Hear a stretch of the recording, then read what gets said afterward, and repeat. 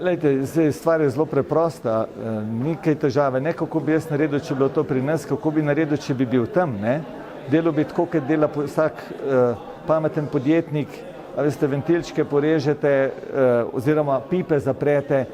Stvar je zelo enostavna, samo nihče nima volje in korajže, da to naredi.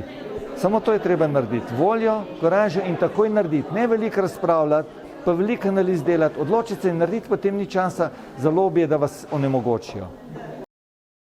Moram vedeti, da je stvar totalno enostavna. Mi smo začeli privatizacijo zdravstva in smo se radi interesnih lobijev tega tudi nismo se več lotili.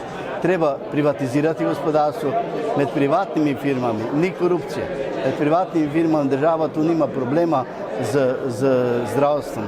In jaz pričakujem, da bo ta država enkrat pogledala zdravstvo, ki ga ima Avstrija. Avstrija, moram povedati, naša soseda ima najcenejše in najbolj uspešno zdravstvo. Prekopiramo kaj nekaj dobrih stvari in bomo tudi zdravstvo rešili. Verjetno bi bilo potrebno bolj centralizirati nabavo, da bi se dosegalo boljše količinske popuse in tako naprej. Ampak seveda to tudi jaz v podjetju, pa je moj sistem bistveno manjši, o tem moram vsak dan razmišljati, pa centralizirati. Ampak vsaka centralizacija ti prinese pa spet neke druge negativnosti in tako naprej.